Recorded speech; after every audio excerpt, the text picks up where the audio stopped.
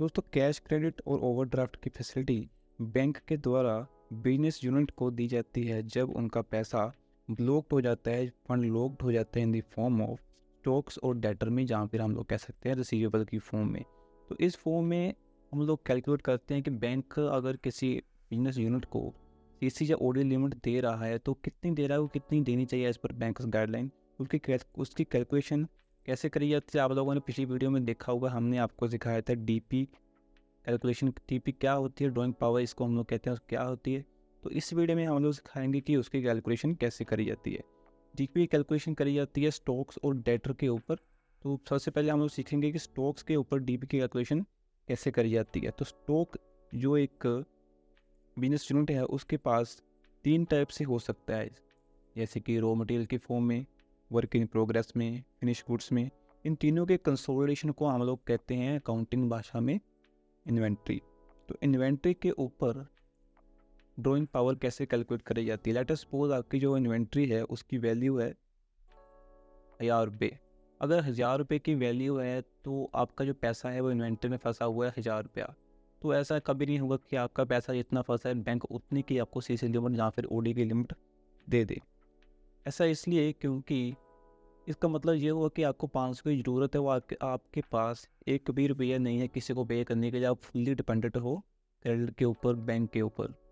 तो बैंक कभी नहीं करता कि आपको जितना रुपये की रिक्वायरमेंट होती है उतना आपको सैंक्शन कर दे।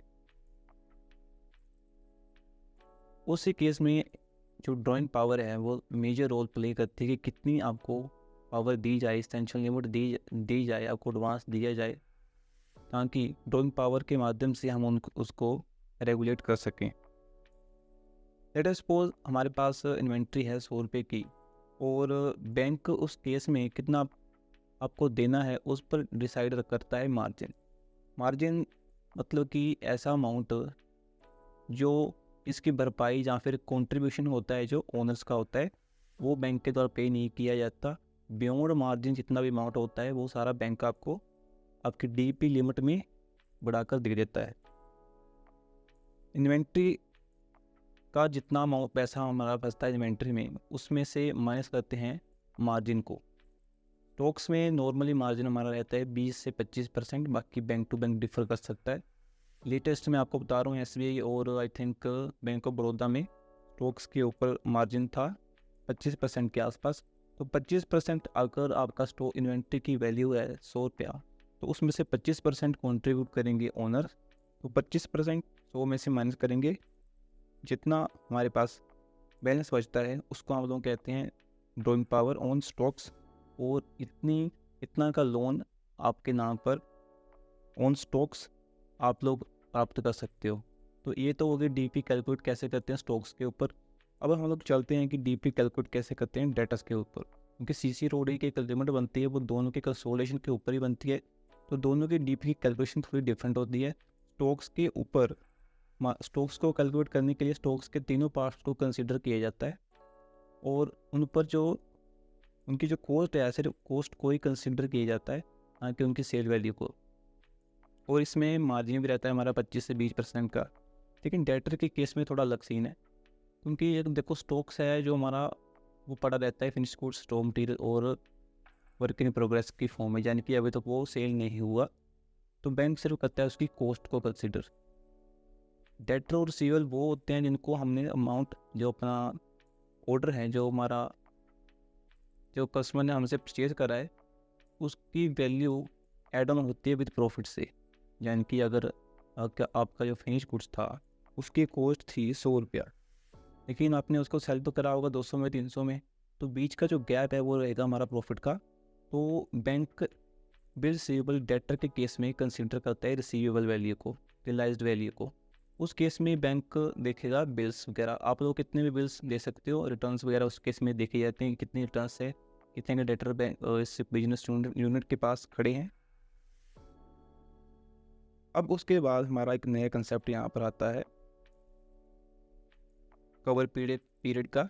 कवर पीरियड, जैसे मान लो एक बिजनेस यूनिट है जिसने 10 साल पहले किसी को 3 साल पहले किसी को सामान सेल किया था, तो उसने अभी तक पेमेंट नहीं करी, लेकिन वो अभी भी डेट पर खड़ा होगा उस बिजनेस यूनिट की बैलेंस शीट में। हो सकता है कि वो डेटर मर गया हो, इस हालत में ना हो कि वो पेमेंट कभी ना कर पाए, एनी अदर रीज़न हो सकता है उसने कि क्योंकि अभी तक पेमेंट नहीं करी, 2 से 3 साल हो चुके हैं, लेकिन फिर भी वो बैंक का एज ए डेटर खड़ा रहेगा बैंक की बैलेंस शीट में। तो अगर हम उस डेटर को भी यहाँ पर कंसीडर करेंगे तो वो एक मिस स्टेटमेंट होगी, क्योंकि जो डेटर जिसने 3 साल तक पैसे नहीं दिए उसको हम लोग कैलकुलेशन में कैसे कंसीडर कर सकते हैं। तो इस केस में बैंकिंग रेगुलेशन यहाँ पर कवर पीरियड का कंसेप्ट लेकर आई थी। हर एक बैंक का अपना अपना कवर पीरियड हो सकता है। For example bank of Baroda और एसबीआई में अगर 6 मंथ का कवर पीरियड है, अगर आप लोग आज डीपी कैलकुलेट करोगे तो आज से 6 महीने पहले तक जितने भी बैंक के पास डेटर थे, सिर्फ उन डेटर्स को ही यहाँ पर कंसीडर किया जाएगा for the calculation of DP. तो यहाँ पर जितने भी डेटर हमारे होंगे कवर पीरियड के, उनको लिया जाएगा, उनकी वैल्यूज़ में से हम लोग मार्जिन को माइनस करेंगे। जो मार्जिन हमारा स्टॉक्स पर रहता है, डेटर पर मार्जिन उससे ज़्यादा रहता है। अगर स्टॉक्स पर मार्जिन 25% है तो डेटर पर मार्जिन रहेगा 40%, 50%, क्योंकि डेटर एक ह्यूमन बीइंग है, वो उससे पेमेंट आए ना आए, वो दिवालिया हो जाए, ठीक है, कोई भी कारण हो सकता है, इसलिए यहाँ पर मार्जिन की लिमिट जो है स्टॉक्स के मामले में ज़्यादा रहती है। तो जितनी वैल्यू हमारी कवर पीरियड वाली डेटर्स की बनेगी उसमें से मार्जिन को कर देंगे माइनस। मार्जिन को माइनस करने के बाद हमारे पास ड्राइंग पावर निकल कर आ जाती है रिसीवेबल की,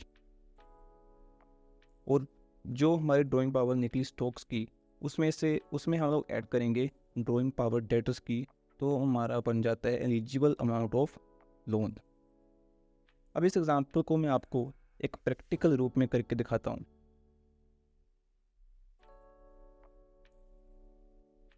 देखिए, सबसे पहले हमारे पास है ऊपर वैल्यू जो हमारे रॉ मटेरियल स्टॉक्स की रहेगी, उसमें से माइनस करेंगे मार्जिन को माइनस करने के बाद जो हमारे पास आता है उसे कहते हैं हम लोग ड्राइंग पावर। सपोज करते हैं एक बिजनेस यूनिट है जिसकी रॉ मटेरियल की वैल्यू है 100 रुपया। मार्जिन हम लोग यहाँ पर मान के चलते हैं 25% उस बैंक का है, तो 25% अगर मार्जिन को माइनस करेंगे तो हमारे पास रॉ मटेरियल पर ड्राइंग पावर निकल कर आती है 75। दूसरा, वर्क इन प्रोग्रेस में स्टॉक है, उसकी वैल्यू है 20, मार्जिन 25%, मतलब कि यहाँ पर 5 रुपये हमारा ओनर्स कॉन्ट्रीब्यूशन में चला गया, drawing power work in progress में निकल कर आ गई 15। तीसरा है फिनिश गुड्स में वैल्यू है 80 और मार्जिन 25% से माइनस करेंगे तो 20, और यहाँ पर ड्राइंग पावर फिनिश गुड्स के केस में निकल के आ गई 60। तो टोटल हमारी जो ड्राइंग पावर है यहाँ पर 150 है। स्टॉक्स की जो वैल्यू है वो निकल के आई 200, और जो ओनर्स ने कॉन्ट्रीब्यूट करा वो है 50। ठीक है, अब चलते हैं डेटर के केस में।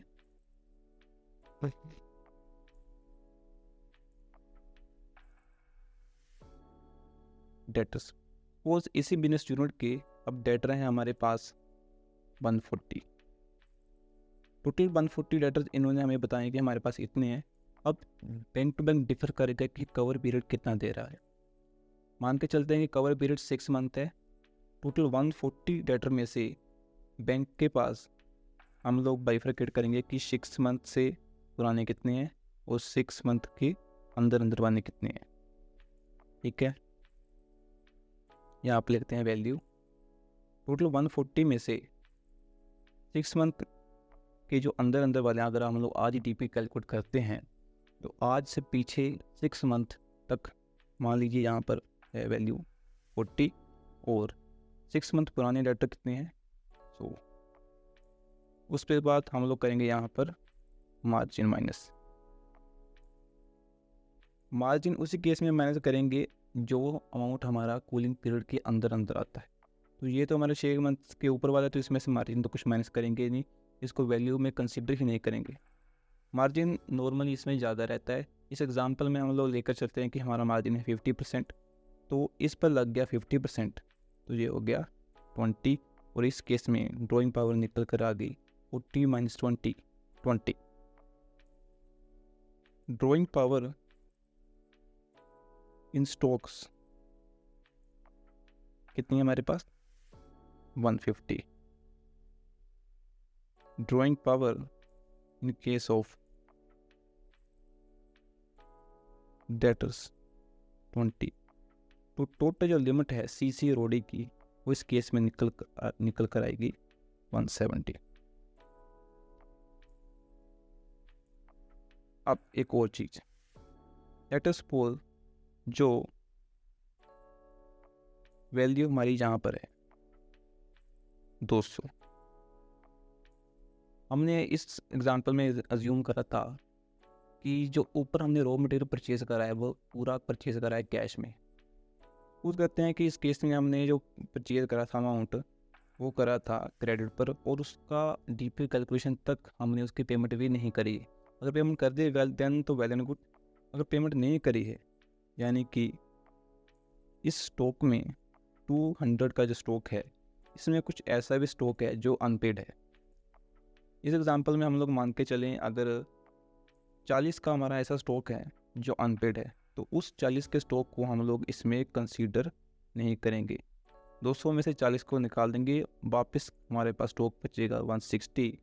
तो 160 में से हम लोग 25% मार्जिन को माइनस करके 25% माइनस मार्जिन को माइनस करेंगे वो आएगा 40. और उसके बाद जो हमारा वैल्यू आएगी डीपी की वो आएगी 120. तो अगर डीपी स्टॉक्स की हुई